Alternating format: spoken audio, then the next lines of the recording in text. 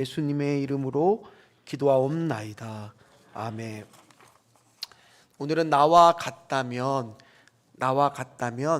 오늘 29절에 보면 사도 바울이 맨 마지막에 이렇게 고백하거든요. 당신들도 나와 같이 되기를 원하나이다. 그게 딱 5글자로 줄이니까 나와 같다면 이라는 제목으로 제가 말씀을 나누도록 하겠습니다. 나와 같다면이라고 하는 그 말 가운데 혹시 누가 떠오르는 연예인이 혹시 있지 않으십니까? 나와 같다면 가수 김장훈이라고 하는 분이 부른 히트곡 제목이 바로 뭐냐면 나와 같다면이에요. 이 나와 같다면을 왜 얘기하냐면 제가 지난주 크리스마스 때 CBS 하는 간증 프로그램이 새롭게 하소서에 보니까 이분이 나오셨습니다. 화면을 보시면 알겠지만은 보시다시피 머리도 알록달록하고 이분이 즐겨 입는 게 남자인데도 불구하고 치마를 즐겨 입어요. 그러니까 사람들이 보면 약간의 거부감도 느낄 수 있는데 저렇게 보여도 올해 벌써 환갑이 훌쩍 넘은 나이예요. 나이가 굉장히 많이 들었죠. 그런데도 불구하고 지금 10대와 20대들도 저분을 알 정도로 팬이 많이 늘게 되었다는 겁니다. 저분이 나와서 고백을 하는데 자기가 숲투군이라고 하는 부캐가 있는데 새로운 별명이 있는데 이제 어떻게 그게 생겼냐면 자신이 노래를 하다 보다가 연습을 하다가 보다가 괴성을 지른대요. 그럼 괴성을 지른 것들을 사람들이 막 모아면서 밑에 댓글에 뭐를 달았느냐? 네가 가수냐? 그러니까 안티팬들이 그렇게 짧은 동영상을 만들어서 막 놀리고 비난하고 조롱했는데 이 김장훈이 그들을 재밌다고 오히려 즐겁다고 품어주고 포용해 줌으로 인해서 100만 안티팬들이 다 팬이 됐다라는 거예요. 그러면서 그가 거기에 나와서 여러 가지 이야기를 하는데 시작을 이렇게 말합니다. 내가 평상시에는 기독교인인 것을 밝히지 않았다라는 거예요. 왜냐하면 보시다시피 이렇게 외향적인 모습을 보면 정상적인 기독교인하고는 좀 자기가 거리가 멀게 살았다는 거예요. 그런데 지금은 왜 이 자리에 나왔느냐? 이제는 내가 기독교인이라는 것을 밝혀도 하나님한테 누가 되지 않을 것 같아서 오늘 용기를 내어 이 자리에 나왔다 하면서 시작을 하고 있습니다. 이처럼 여기 계신 어느 누구도 예수 믿기 전에 우리의 모습 속에는 다 어떤 모습이 있었느냐? 이 죄악된 모습, 연약한 모습, 부족한 모습, 사실은 믿고 나서도 아직까지 다 해결되지 않은 그런 모습들이 남아있을 겁니다. 그럼에도 불구하고 오늘 누군가에게 내가 복음을 전하고 싶고 내가 믿는 예수를 알려주고 싶다면 이 간증을 한 것처럼 이 간증 전도의 가장 모범적인 성경의 장이 바로 뭐냐? 교과서와 같은 장이 바로 뭐냐? 오늘 우리가 읽은 사도행전 26장이라는 겁니다. 그래서 오늘도 누군가에게 내가 복음을 전하고 싶어하는 분 또는 내가 아직까지는 복음을 전한 적이 없지만은 다가오는 2025년도에는 내가 누군가한테 복음을 전하겠다고 다짐하는 분 또는 내가 복음에 대해서는 잘 알지는 못하지만 어쩌면 오늘 내가 복음이 정말 필요하다라고 생각하는 분이 꼭 들어야 될 말씀이 바로 사도행전 26장 말씀이라는 겁니다. 왜냐하면 이 사도 바울의 간증이 절절히 나와 있습니다. 사도 바울은 오늘 가이사랴 감옥에 갇힌 지 2년이 됐습니다. 그가 가이사랴 감옥에 갇히지 않았더라면 오늘 이렇게 높은 사람들을 만날 일이 없어요. 지난 시간에 봤듯이 누구를 만났느냐? 총독을 만나잖아요. 로마 총독을 우리 벨릭스라고 하는 로마 총독을 만난 것뿐만 아니라 오늘 그 총독이 교체가 됩니다. 또 누구를 만나요? 신임 총독 베스도를 만납니다. 그뿐만이 아닙니다. 헤롯 아그리파 2세라고 하는 갈릴리 지역의 분봉왕뿐만 아니라 버니게라고 하는 그 왕의 왕비와 같은 사실은 이제 남매긴 하지만 근친상간입니다. 그런 부인까지 오늘 만나는 그런 놀라운 일들을 그는 사도 바울은 접하면서 이 모든 것들이 하나님이 나를 사용하기 위한 예비하심이라는 사실을 말씀 가운데 깨닫게 됩니다.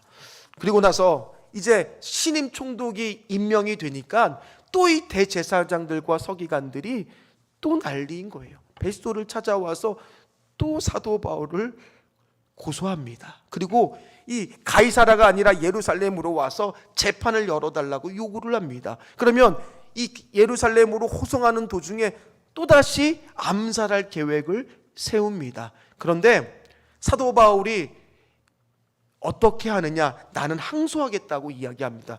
여기서 로마 시민권자가 항소한다는 것은 누구한테 가서 재판을 이제는 받겠다 하냐면 로마에 가서 가이사 황제 앞에서 내가 이제 재판을 받겠다라는 뜻이에요. 베스도가 당황을 합니다. 왜 당황을 하냐? 이 죄수를 황제한테 보고를 해야 되는데 이 보고할 때는 보고서를 써야 되잖아요. 그럼 재판을 받으려 그러면 뭐가 반드시 있어야 되냐? 죄목이 있어야 되잖아요. 근데 오늘 우리가 읽지 않았지만 뒤에 말씀에 31절인가요? 거기에 말씀에 보면 죄를 발견할 수 없다고 그도 솔직하게 고백을 하고 있어요. 그러니까 죄목을 쓸 게 없는 거예요. 근데 마침 그때 누가 찾아오느냐? 이 헤롯 아그리파 2세가 찾아오는 거예요. 왜 찾아왔냐면 베스도가 신임 총독이 됐으니까 축하 인사를 하러 온 겁니다. 그래서 베스도가 당신은 그래도 유대 사정을 잘 알고 있으니까 나를 좀 도와달라고 도움을 요청합니다. 그래서 헤롯 아그리파 왕이 있는 가운데 다시 누구를 부르게 되느냐? 바로 이 사도 바울을 그 자리로 다시 부르게 됩니다. 바울은 거기서부터 이제 자기 자신이 어떻게 예수를 믿게 됐는지 오늘 김장훈처럼 간증을 시작하는데 4절부터 12절까지가 바로 예수를 믿기 전에 나의 모습, 그리고 13절부터 18절까지가 예수를 만났을 때의 나의 모습, 그 이유가 바로 예수를 만나고 나서 변화된 나의 모습까지 다 오늘 말을 하고 있습니다. 그리고 이 말을 듣는 헤롯 아그리파 2세는요 갈릴리 지역의 분봉왕이에요. 그러니까 갈릴리 지역에서 누가 사역을 했느냐? 예수님이 사역을 했잖아요. 그러니 헤롯 아그리파 2세는요 이미 사도 바울을 잘 알고 있었을 것이고 예수에 대한 얘기도 많이 들었을 겁니다. 그래서 오늘 말씀에 보면 당신도 잘 알 거니와 라는 말들이 계속 등장하는 걸로 봐서는 잘 알고 있었다라는 겁니다. 그래서 사도 바울은 이제 예수 믿기 전에 나의 모습을 고백하는데 그게 어땠느냐? 나는 바리새인 중에 바리새인이었다고.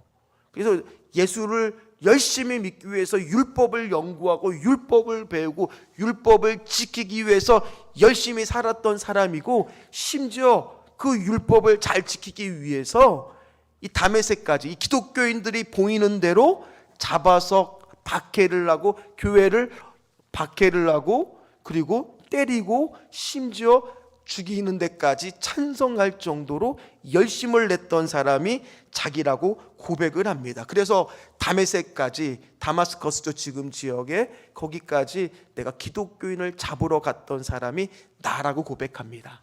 이처럼 예수 믿기 전에 김장훈도 뭐라고 고백하냐? 나는 가수를 할 수 없었던 상태라고 말해요.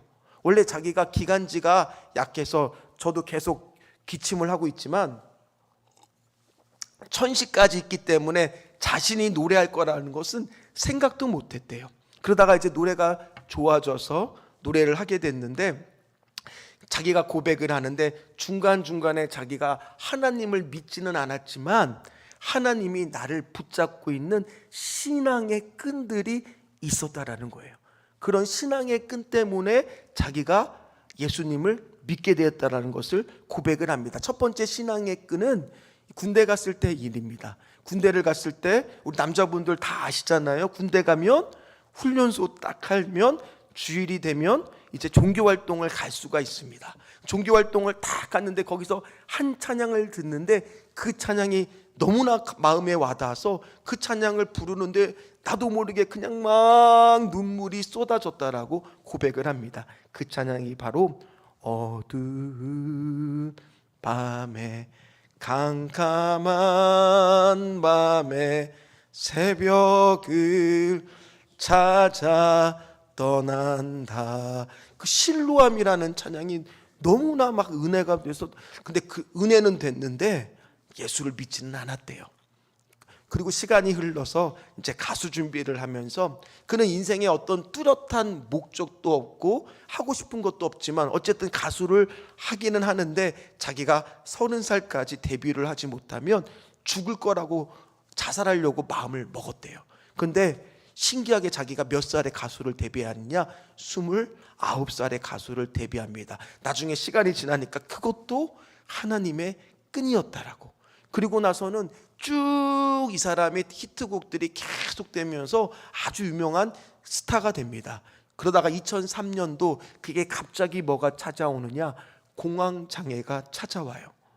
공황장애가 찾아오니까 숨도 쉴 수가 없고 숨이 턱턱 막혀서 앰뷸런스를 타고 응급실로 막 실려가는데 가만히 이렇게 눈을 떠서 자기가 가고 있는 병원의 이름을 딱 보는데 깜짝 놀랐다는 거예요. 그 이름이 바로 뭐냐, 실로암 정신병원이었대요.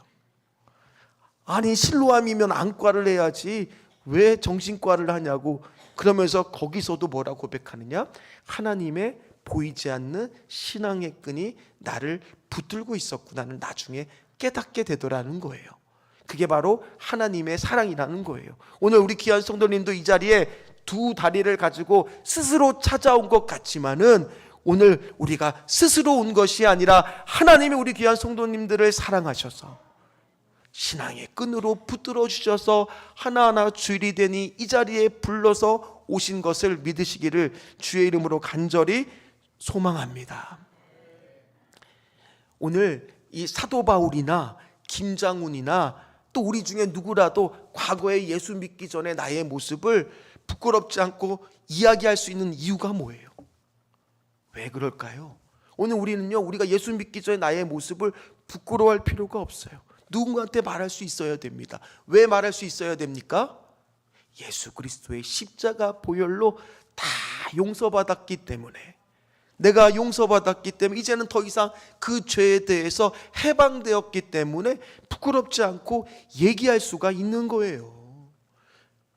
그렇게 오늘 사도 바울은 고백을 하기를 시작을 합니다. 사람들이 점점 사도 바울의 이야기에 빨려 들어가기 시작하고 있습니다. 오늘 마찬가지입니다. 여기 계신 분들 중에서 나는 오늘 절대로 김건준 목사의 설교에 반응하지 않으리라, 피곤한데 잠이나 좀 자야 되나 싶어서 이렇게 팔짱을 끼고 들었는데 나도 모르게 자꾸 말씀이 들리고 있다라면 그 영혼을 향한 하나님의 신앙의 끈이 지금 붙들고 있다라는 거예요.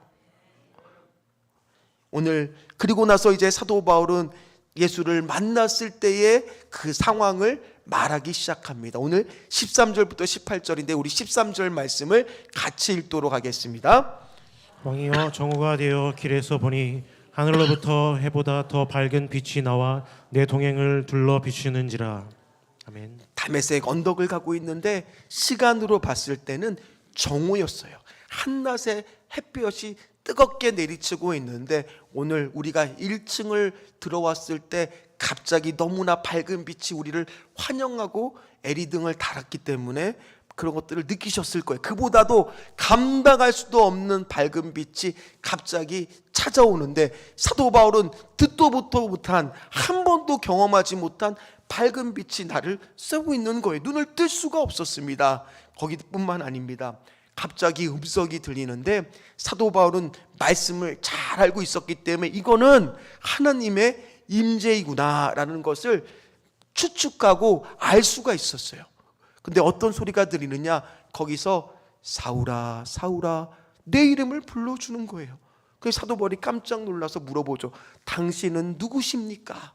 그랬더니 대답이 들리는데 그 대답이 뭐였습니까? 나는 네가 박해하는 예수라. 그 말을 듣는 순간 사도 바울은 그 빛이 환함으로 인해서 놀라지 않을 수가 없었습니다. 왜 놀라지 않을 수 없느냐? 이게 은혜인데, 첫 번째, 사도 바울이 예수님을 먼저 찾아간 것이 아니라 누가 찾아오신 거예요? 예수님이 찾아오신 거예요. 예수님이 사도 바울을 부른 거예요. 그렇게 사도 바울은 내가 예수 믿겠다고 말하지 않았어요. 마음을 열지도 않았어요. 기도하지도 않았어요. 소망을 갖고 있지도 않은 인생이었어요. 그런 인생이 지금 누가 찾아오니까?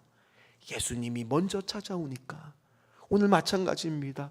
우리 주변에도 믿지 않은 자들, 가족 중에도 있을 겁니다. 걱정하지 마십시오. 오늘 사도 바울과 같이 그 영혼에도 주님이 먼저 찾아가 주시기만 하면, 주님의 음성이 들리기만 하면, 그러면 우리는 뭐 하기만 하면 돼요? 따라가기만 하면 돼요. 그 음성을 듣고 따라가는 것이 은혜이고 축복일 줄 믿습니다. 그리고 또 하나, 어떻게 그 음성 안에는 내 이름을 부르냔 말이에요. 사울아, 사울아. 오늘 여기 계신 분들 중에서도 어떤 분들은 목사님이 내 이름을 아실까? 아무도 나를 알아주지 않는 것 같고, 오늘 나는 손님처럼 잠깐 예배드리고 가는 것 같은데 누가 오늘도 예배 가운데 나의 따뜻하게 음성을 들려주는 것 같다면, 아니 하다못해 목사가 그 이름을 불러주기만 해도 목사님이 나를 알아봐 주시는데 얼마나 좋은지 모르는데, 그러나 하나님이, 오늘 주님이 그 음성을 이 자리에서 지금 불러주고 있다라고 한번 생각해 보십시오. 이름을 불러준다는 것은 나를 안다는 거잖아요. 내가 어떤 과거로 살아왔고, 여기에 어떤 마음으로 왔고, 어떤 문제가 있고, 어떤 어려움이 있고, 어떤 필요가 있는지 주님이 아신다는 거잖아요. 그 주님의 음성으로 불러주고 있다는 거예요. 그게 주님의 사랑이잖아요. 주님의 관심이잖아요. 심지어 바울은요, 어떤 자입니까? 예수님을 믿고자 하는 자가 아니었잖아요. 오늘 어쩌면 우리 안에서도 지금 내가 예수님을 믿지 않지만은 가정의 평화를 위해서 이 자리에 같이 나온 분들도 있을지도 몰라요. 그래서 오늘 찬양하는데 남들 다 찬양하는데 찬양하지 않고, 남들 다 기도할 때 기도도 잘 안 되고, 남들 다 설교 드리면서 은혜 받고 있는데 은혜가 잘 받지 못하는 것 같은 그분에게도 오늘 주님이 그 이름을 불러주셨으면, 그 이름을 부르고 계신다라면 그 영혼도 오늘 사도 바울처럼 주님을 만나는 역사가 이 예배 가운데 있을 줄 믿습니다. 그렇게 되는 순간요, 무슨 일이 생기느냐? 오늘 16절부터 18절 말씀을 한번 읽도록 하겠습니다. 일어나 너의 발로 서라. 내가 내게 나타난 것은 곧 내가 나를 본 일과 장차 내가 내게 나타난 일로 너로 종과 증인을 삼으려 함이니, 이스라엘과 이방인들에게서 내가 너를 구원하여 그들에게 보내어 그 눈을 뜨게 하여 어둠에서 빛으로 사탄의 권세에서 하나님께로 돌아오게 하고, 죄사함과 나를 믿어 거룩하게 된 무리 가운데서 기업을 얻게 하리라 하더이다. 아멘. 아니, 기독교를 박해하던 자, 아니 어떻게 이렇게 살던 자를 주님은 신앙의 끈으로 붙들어 주셔서 뭐라고 말하느냐? 내가 내게 부탁할 일이 있다라고 사명을 줘요. 할 일을 줘요. 오늘 우리도 마찬가지입니다. 내 옆에 있는 사람 보면 어떻게 저 사람이 주의 사명을 감당해 나갈까 걱정과 염려가 되는 사람도 혹 있다라고 생각할지도 몰라요. 그러나 겉모습만 봐서 판단할 필요가 없어요. 주님이 그의 이름을 부르고 주님이 그 자리에 세운 사람이라면 주님이 내가 내게 부탁하실 일이 있다는 거예요. 오늘 여기 계신 어느 누구도 내가 내게 부탁하실 일이 있다. 그래서 오늘 주보를 보시면 다 제가 만들었어요. 사역 지원서를 만들어서 그 안에 넣어놨어요. 우리가 다가오는 2025년 우리가 교회가 성장함에 따라서 계속 교사는 필요하고, 또 교사뿐만 아니라 주차 안내 그뿐만이 아니라 우리 찬양대부터 시작해서 찬양단까지, 거기 혹시 하나님이 감동 주시는 분들은 오늘 예배가 끝나면 이름을 적고 체크해서 넣어주시고 사역자들한테 우리 제출해 주시면 오늘 우리가 은혜 받은 자들이 주님이 부탁하신 일, 주님이 하라고 말씀하신 일들이 있다는 거예요. 어떤 분들은 얘기할 겁니다. 주님, 왜 나를 이런 상황 가운데 어렵게 힘들게 두셨습니까? 왜 나를 이렇게 어려운 가정에 보내셨고 힘든 직장에 보내셨고 어렵게 신앙생활하게 만드셨습니까? 오늘 근데 말씀 보니까 뭐예요?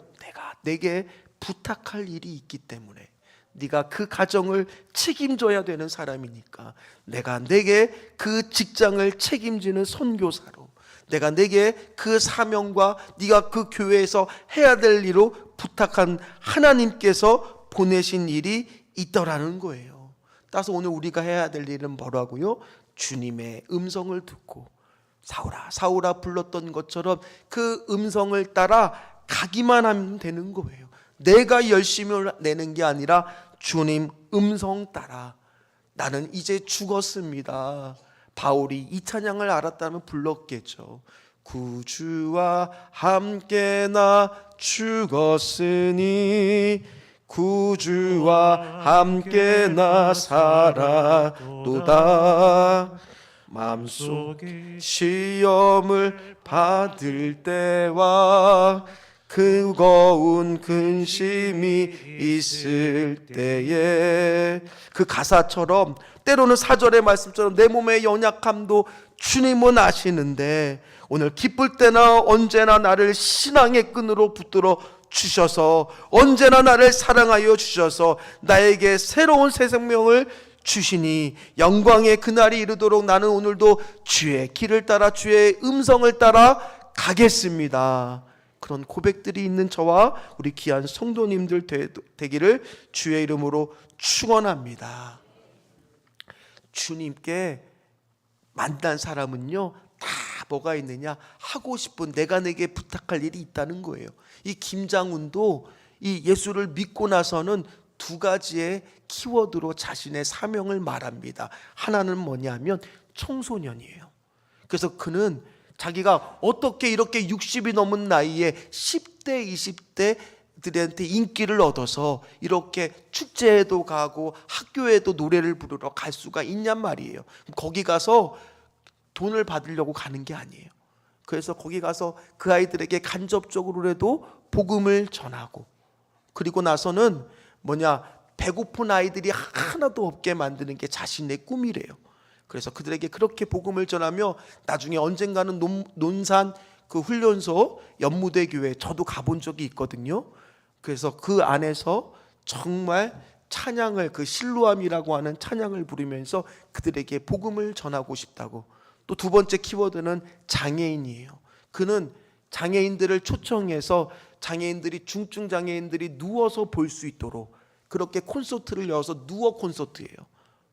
그렇게 콘서트를 진행하면서 그들을 위해서 사명을 감당하고 있다라고 고백을 하고 있습니다. 그러면 어떻게 그렇게 김장훈이나 오늘 우리 사도 바울 같은 사람들이 어떻게 그렇게 복음을 전하는 것에 그렇게 목숨을 바쳐서 가슴이 뜨거워져서 할 수밖에 없게 되느냐? 오늘 뭐라고 고백하느냐? 23절 말씀을 같이 읽도록 하겠습니다. 곧 그리스도가 고난을 받으실 것과 죽은 자 가운데서 먼저 다시 살아나사 이스라엘과 이방인들에게 빛을 전하시리라 함이니이다 하니라. 아멘.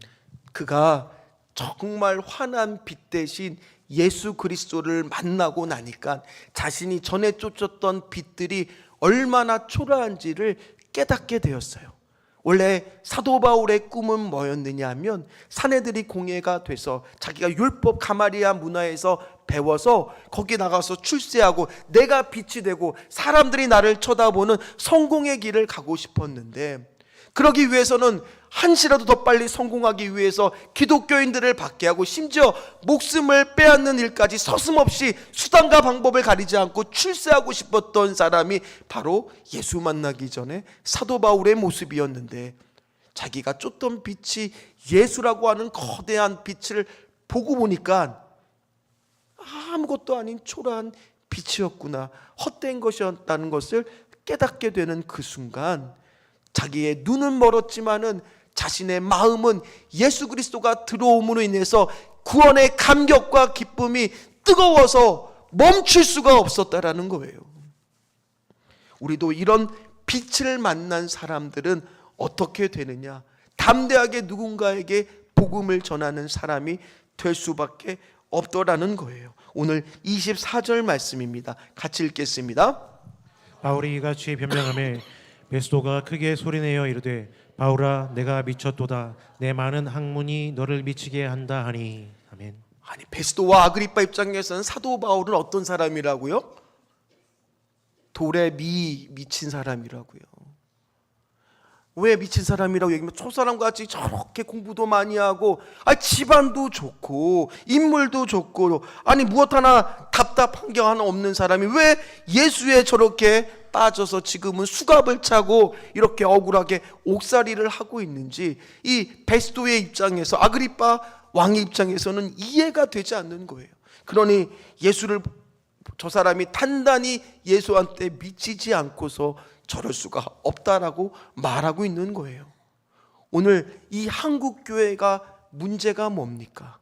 왜 한국교회가 이렇게 위기가 오고 이렇게 어려움이 찾아왔냐? 다른 거 없어요. 우리가 예수한테 안 미쳤으니까요. 우리가 예수가 중심이고 예수가 주인 되는 삶을 살지 않고 그렇게 살기 때문에 오늘 문제가 생기는 겁니다. 사람들이 점점 사도 바울한테 주목해 갑니다. 사도 바울의 말에 빠져들게 됩니다. 그래서 결국에는 어떻게 선포하느냐, 오늘 마지막 29절 말씀입니다. 같이 읽도록 하겠습니다. 바울이 이르되 말이 적으나 많으나 당신뿐만 아니라 오늘 내 말을 듣는 모든 사람도 다 이렇게 결박된 것 외에는 나와 같이 되기를 하나님께 원하나이다 하니라. 아멘. 뭐라고 고백합니까? 나와 같이 되기를. 내 안에 있는 이 뺏을 수 없는 평안을 당신들이 좀 알았으면 좋겠습니다. 내 안에 있는 이 구원의 감격의 기쁨을 당신들이 좀 알았으면 좋겠습니다. 말로 할 수 없는 이 샘솟는 기쁨을 당신들이 좀 배웠으면 좋겠습니다. 오늘 사도 바울은 자신 있게 이렇게 말하고 있다라는 거예요. 오늘 마찬가지입니다. 여기 계신 분들도 누군가한테 나와 같이 좀 되라고, 나와 같이 되라고, 나와 같다면 감옥에 갇히는 것 외에는, 수갑을 차는 것 외에는 나와 같이 되기를 원한다는 그런 고백을 할 수가 있습니까? 말씀을 마무리하도록 하겠습니다. 사도 바울의 눈에는요, 도리어 자기가 수갑을 차고 있지만 그들이 더 불쌍해 보이는 거예요. 오늘 마찬가지입니다. 교회를 처음 나온 사람이 예수를 믿게 되는 이유에 대해서 설문조사를 했더니만 1위가 뭔지 아세요? 왜 예수를 믿게 되었을까? 그 사람이, 교회를 처음 나온 사람이 왜 예수를 믿게 되었을까? 거기에는 건물도 아니고요, 찬양도 아니고, 그리고 목사님의 설교도 아니라 1위는 옆 사람이에요. 누구라고요? 옆 사람이요. 옆 사람 때문에 예수를 믿게 되었다라는 거예요. 아니, 저 사람이 지금 예배 중에서 저렇게 말씀을 주목하고 듣고 아멘을 하고 더군다나 찬양을 부르고 말씀을 듣는데 닭똥 같은 눈물이 뚝뚝 떨어지는 것은 가짜 같지는 않고 무언가는 있는 것 같은데, 그 무언가가 너무나 궁금해서 정말 저 안에는 무엇이 있다라는 생각이 들어서 예수를 믿게 되었다라고 고백을 합니다. 오늘 복음이 능력인 줄 믿습니다. 로마서 1장 16절 말씀을 보십시오. 같이 읽도록 하겠습니다. 복음을 부끄러워하지 아니하노니 이 복음은 모든 믿는 자에게 구원을 주시는 하나님의 능력이 됨이라. 먼저는 유대인에게요 그리고 헬라인에게로다. 아멘. 복음이 능력이에요. 예수를 믿어서 복받는 그게 아니라 예수로 인해서 내가 복음의 능력을 경험한 것이 복인 줄 믿습니다. 여기 계신 모든 분들은 그 복을 경험한 자들이 되기를 주의 이름으로 축원합니다. 그렇더라면 가만히 있는 것이 아니라 내가 그 복음을 전하는 그런 내게 부탁하신 일을 다 감당하는 저와 우리 귀한 성도님들 다 되시기를, 그 도저히 감당할 수 없는 빛 대신 예수 그리스도를 만난 분들 되시기를 주의 이름으로 축원합니다. 축원합니다. 축원합니다. 같이 찬양하겠습니다. 논산훈련소 가면